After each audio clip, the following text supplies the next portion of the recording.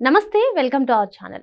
ఆంధ్రప్రదేశ్ ముఖ్యమంత్రి నారా చంద్రబాబు నాయుడు గారి అధ్యక్షతన ఈరోజు కేబినెట్ సమావేశం జరిగింది. మరి ఈ సమావేశంలో మంత్రులతో కొన్ని కీలక అంశాలు చర్చించినట్లుగా తెలుస్తుంది. దీనిపైన పూర్తిగా విశ్లేషించడానికి మనతో పాటుగా ఉన్నారు సీనియర్ జర్నలిస్ట్ సత్యమూర్తి గారు. సార్ నమస్తే. నమస్కారం అండి. గత ప్రభుత్వ హయాంలో జగన్మోహన్ రెడ్డి ఏదైతే రేషన్ వెహికల్స్ ని తీసుకొచ్చారో అవి ఆపేయాలని చెప్పి చంద్రబాబు ప్రభుత్వం యోచిస్తున్నట్లుగా తెలుస్తుంది సార్. మరి దీని పర్యవసనాలు ఏ విధంగా ఉండబోతున్నాయంటారు?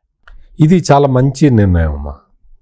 ఎందుకంటే అప్పట్లో జగన్మోహన్ రెడ్డి ప్రజాధనాన్ని ఎట్లా దుర్వినియోగం చేయాలా అని పెద్ద ప్లాన్ వేసి ఈ రేషన్ సప్లై చేయటానికి, ట్రాన్స్పోర్ట్ చేయటానికి వాహనాలను తీసుకొచ్చాడు.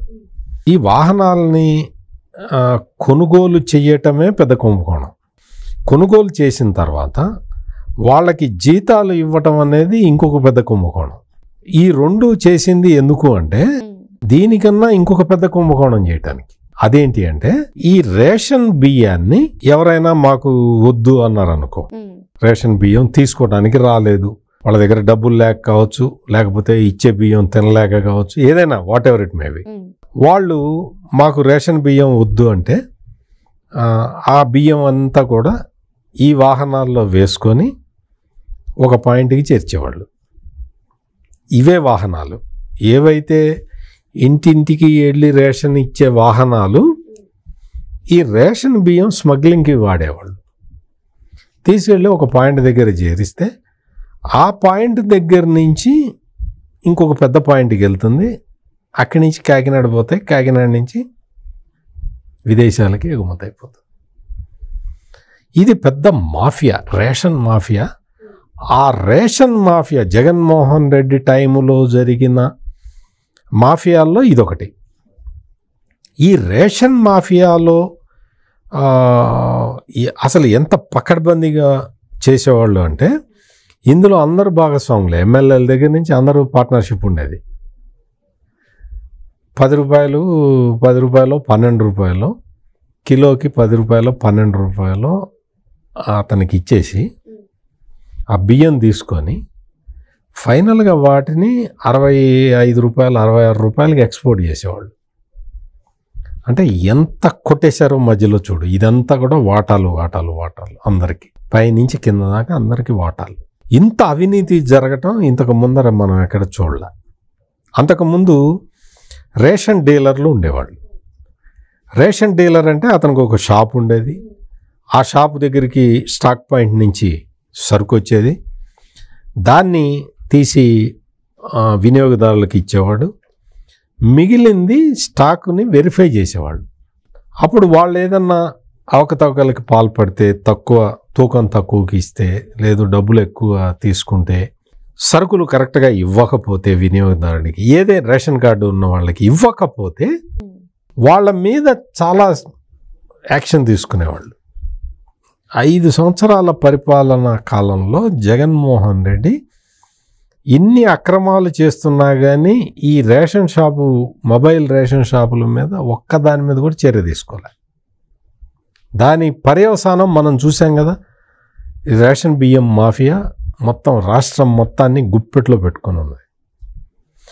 ఈ బియ్యాన్ని, రేషన్ బియ్యాన్ని అక్రమంగా విదేశాలకి తరలించే అంత పెద్ద స్థాయిలో నెట్వర్క్ తయారు చేసుకొని ఉన్నారు.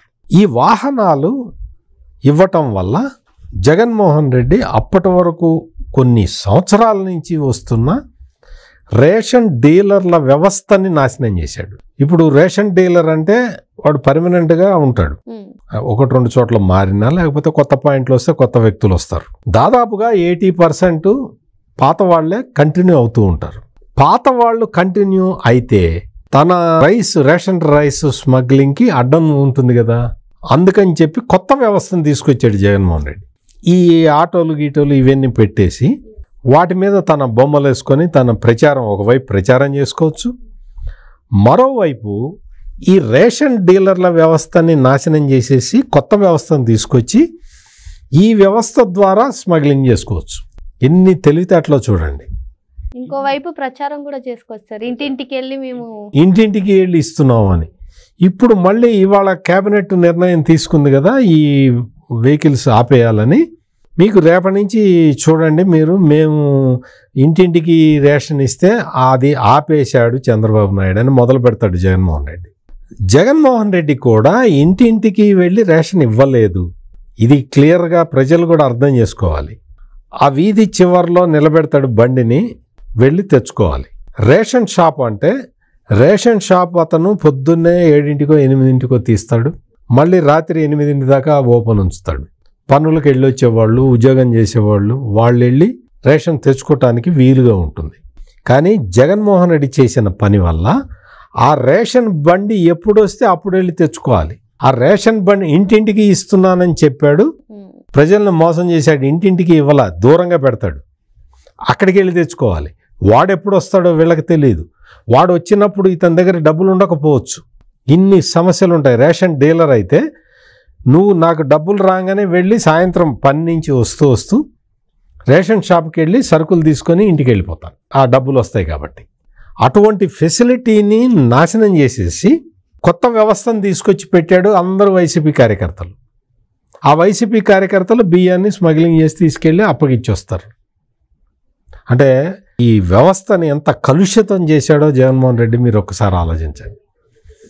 ఇటువంటి నిర్ణయాలు తీసుకున్న జగన్మోహన్ రెడ్డి రేషన్ డీలర్లు అసలు 5 సంవత్సరాల పాటు వాళ్ళకి జీవనోపాధి పోయింది, వాళ్ళకి అంతా వాళ్ళ పెట్టుబడి అంతా ఇదైపోయింది, ఏం చేయాలో తెలియలేదు, రకరకాల సమస్యలు వాళ్ళు ఫేస్ చేశారు. ప్రజలకి సమస్య, రేషన్ డీలర్లకి సమస్య, ప్రభుత్వానికి సమస్య, అందరికీ సమస్య తీసుకొచ్చి పెట్టాడు. ఈ వాహనాలు పెట్టడం, వాళ్ళకి జీతాలు ఇవ్వటం, వాళ్ళేమో రేషన్ బియ్యాన్ని స్మగ్లింగ్ చేయటం, ఈ వ్యవస్థ అంతా పీడ విరగడైపోయింది. కూటమి ప్రభుత్వం ఎంత మంచిది అంటే మామూలుగా జనరల్గా వెహికల్స్ తీసి ఆడ పెట్టుకోండి అని చెప్పచ్చు, కానీ మీ వాహనాలు మీరే తీసుకోండి, ముందర ఇనీషియల్ పేమెంట్ మీరే కట్టారు కాబట్టి, ఇన్స్టాల్మెంట్స్ కూడా మీరే కట్టారు కాబట్టి మిగిలిన ఇన్స్టాల్మెంట్స్ కూడా మీరే కట్టుకోండి, ఈ వాహనం మీరే ఉంచుకోండి అని చెప్పి కూటమి ప్రభుత్వం ఆనాటి ఈ రేషన్ వాహనాలని నడిపే వాళ్ళకి ఆఫర్ ఇచ్చింది. జగన్మోహన్ రెడ్డి అయితే ఇట్లా చేసేవాడా? ఆ బండ్లన్నీ ఓడబిక్కొని మీ దిక్కున్న చోటు చెప్పుకోండి అనేవాడు. అందుకని డెమోక్రటికల్లీ ఎలక్టెడ్ గవర్నమెంట్ ఈ విధంగా మొత్తం అందరికీ ఎవరికీ నష్టం కలగకుండా నిర్ణయం తీసుకుంటుంది. ఆ వాహనాలు వాళ్ళు తీసుకుంటారు, ఆ వాహనాలతోటి వాళ్ళు ఏదన్నా ట్రాన్స్పోర్ట్ చేసుకోవచ్చు, వాళ్ళ జీవనోపాధి దూరం చేయకుండా ఒక నిర్ణయం తీసుకున్నందుకు మనం రాష్ట్ర ప్రభుత్వాన్ని అభినందించాలి. At the same time ration డీలర్లు అందరూ కూడా దాదాపు 29,000 రేషన్ షాపులు ఉన్నాయి, వాళ్ళందరూ కూడా చాలా సంతోషంగా ఉన్నారు. వాళ్ళు ఎప్పుడైతే మళ్ళీ రేషన్ డీలర్ల ద్వారానే బియ్యం అందివ్వాలి అనుకోగానే ప్రజలందరూ కూడా సంతోషంగా ఉన్నారు. ఈ అక్రమంగా బియ్యాన్ని స్మగ్లింగ్ చేసే విధానం, రేషన్ బియ్యాన్ని స్మగ్లింగ్ చేసే విధానం ఇక నుంచి ఆగిపోతుందని మనం ఆశించవచ్చు. ఇంత మంచి నిర్ణయం తీసుకున్న కూటమి ప్రభుత్వాన్ని మనం అభినందించక తప్పదు. మరి ఈ మొబైల్ రేషన్ వాహనాలను ఆపేయడం చాలా మంచి నిర్ణయం అని చెప్పి సార్ చెప్తున్నారు. Thank you sir. నమస్కారం.